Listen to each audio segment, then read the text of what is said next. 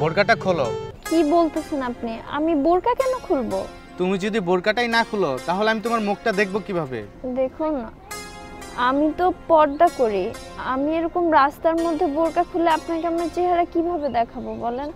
এটা তো সম্ভব না, তাই না? আর আপনার যদি আমাকে দেখতে হয়, বুঝতে হয়, তাহলে আমাকে এভাবেই দেখতে হবে। আমি আসলে বোরকা খুলে আমার চেহারা দেখাতে পারবো না। দেখো, রাস্তাঘাটে এইভাবে অনেক মেয়ে বোরকা ছাড়া চলাফেরা করে। তাদের যেহেতু কোনো সমস্যা হয় না, তোমারও কোনো সমস্যা হওয়ার কথা না। আচ্ছা খোলো। দেখুন, আপনি ব্যাপারটা হয়তো বুঝতে পারতেছেন না। আমি এরকম রাস্তাঘাটের মধ্যে বোরকা খুলতে পারবো না। আরে কি অবস্থা, মানে রাস্তার ভিতরে কি শুরু করলি? এটা একটা পাবলিক প্লেস। মেয়েটা তোকে বারবার বলতেছে সে পর্দা করে, বোরকা এখানে খুলতে পারবে না, মুখটা দেখাইতে পারবে না। কেন বুঝতে পারতেছিস না? এই আমারে তুই জ্ঞান দিস না, এগুলো আমি খুব ভালো করে জানি।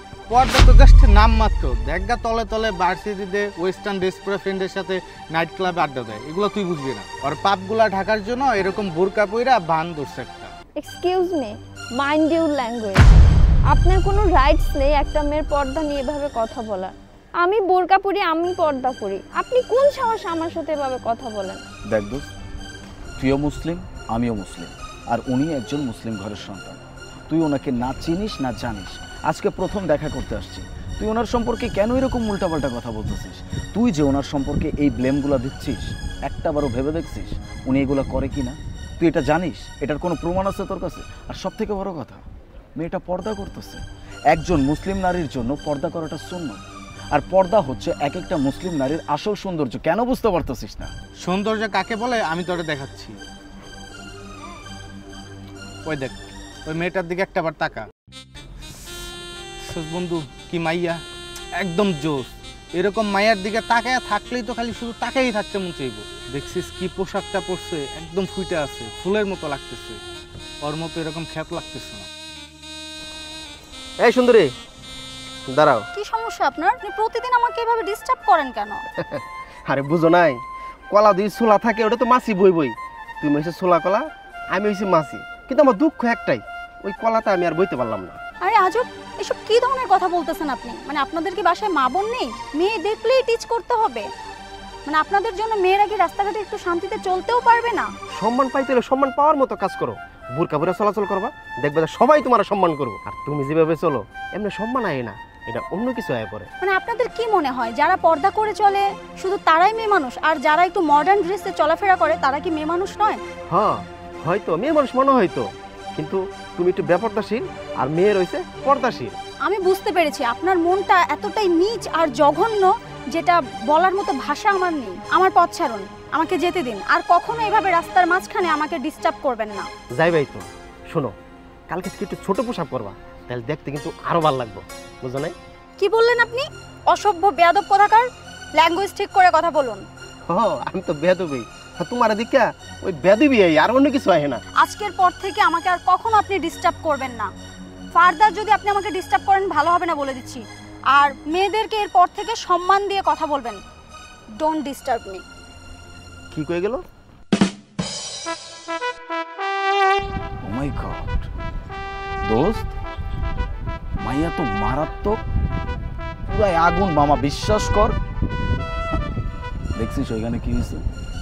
এই যে তুই যে কথাগুলো এখানে বসে বসে বলছিস না, এই কথাগুলো যদি মেয়েটার সামনে গিয়ে বলতি, ওই ছেলেটা ওই মেয়েটার সাথে যা করছে একদম সেম হইতো। উত্তক্ত করা, যেভাবে ওই মেয়েটা বের হয়েছে তাতে সে রাস্তাঘাটে এইটাই ডিজার্ভ করে।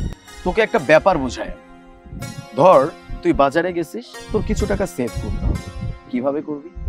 তুই সুন্দর করে একটা মুদির দোকানে যাবি, গিয়ে ধর তোর সয়াবিন তেল লাগবে। তুই কোনো ভালো ব্র্যান্ডের, ভালো কোনো কোম্পানির সয়াবিন ইনটেক বোতল নিবি না। তুই গিয়ে বলবি আমাকে খোলা সয়াবিন তেল দেন অথবা পাম অয়েল দেন, দেখবি তুই কম টাকায় পেয়ে যাবি। কেন পাবি জানিস? সেটা হচ্ছে খোলা তেল, ওইটার কোনো বিশুদ্ধতা নেই। কিন্তু যখনই তুই কোনো ব্র্যান্ডের, কোনো ভালো কোম্পানির ভালো সয়াবিন তেল ইনটেক বোতল নিতে যাবি, তখনই 5 থেকে 10 টাকা তোর বেশি কিনতে হবে।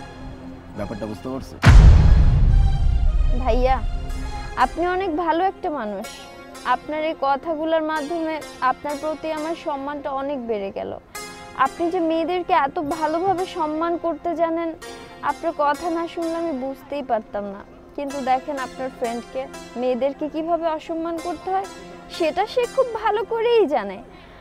আর আমরা মেয়েরা মায়ের জাত, আমাদেরকে যদি আপনারা সম্মান না করেন আমরা কোথায় যাব বলেন? ধন্যবাদ ভাই আপনাকে। না না, ধন্যবাদ দিতে হবে না। দেখুন, আপনারা হচ্ছেন মেয়ে জাত। আপনারা আজকে কারো বোন, কালকে কারো বউ হবেন, পরশু কারো মা হবেন। আপনারা হচ্ছেন সম্মানের জাত, আপনাদেরকে সম্মান করা উচিত। আপনাদের দিকে কেন আমরা বাজে নজরে তাকাবো? হ্যাঁ, বাজে নজরে তাকানোর জন্য মেয়েরা দায়ী। তারা নিজেদেরকে যেভাবে উপস্থাপন করবে মানুষ কিন্তু তাদেরকে সেভাবেই ট্রিট করবে। আর দোস্ত, তোকে একটা কথা বলি, প্রত্যেকটা নারীর ইজ্জত তার স্বামীর জন্য সে সংরক্ষিত করে রাখে। উনি ওনার স্বামীর হকটা সংরক্ষণ করতেছে। আরে তোর তো আরো খুশি হওয়া উচিত, ওনার প্রতি থ্যাঙ্কফুল হওয়া উচিত। এইরকম একটা মানুষ তোর জীবন সঙ্গিনী হতে যাচ্ছে। আরে বাবা, মানুষটা শুধুমাত্র তার জামাইয়ের হক আদায়ের জন্য নিজেকে সংরক্ষণ করে রাখছে। কতটা লাকি তুই! ভাই আপনার একটু ভুল হচ্ছে। আপনি কিভাবে মনে করতেছেন আপনার ফ্রেন্ডকে এখনো আমি আমার লাইফ পার্টনার হিসেবে মেনে নিব? এটা তো কখনোই পসিবল না। তার মতো এরকম একটা মানুষকে আমি আমার লাইফ পার্টনার বানাবো? Never ever. আরেকটা ইনফরমেশন আপনাদেরকে একটু ক্লিয়ার করি, আমি তো এখানে আসতেই চাচ্ছিলাম না। আপনার ফ্রেন্ডের ক্যারেক্টার সম্পর্কে আমি অলরেডি অনেক কিছুই জানি, শুধুমাত্র আমার ফ্যামিলির প্রেশারে আজকে আমার এখানে আসতে হয়েছে। কিন্তু এখানে এসে যে আমি এতটা অপমানিত হব এটা আসলে ভাই বুঝতে পারিনি। অবশ্যই এখানে এসে আমার জন্য অনেক ভালোই হয়েছে। আপনার ফ্রেন্ডের সম্পর্কে যা যা শুনেছিলাম সবটাই সত্যি হলো। যাই হোক ভাইয়া, আপনাদের অনেক মূল্যবান সময় আমি নষ্ট করলাম। আমি তাহলে আজকে আসি। আসসালামু আলাইকুম। ওয়ালাইকুম আসসালাম।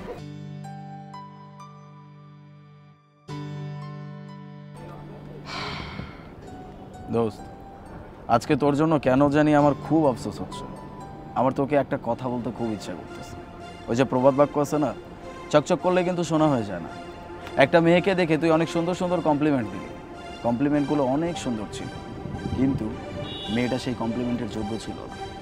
অথচ যে মানুষটা তার হাজব্যান্ডের হক আদায়ের জন্য নিজেকে সংরক্ষণ করে রাখছিল সেই মানুষটাকে তুই যা ইচ্ছা তাই বলে অপমান করলি।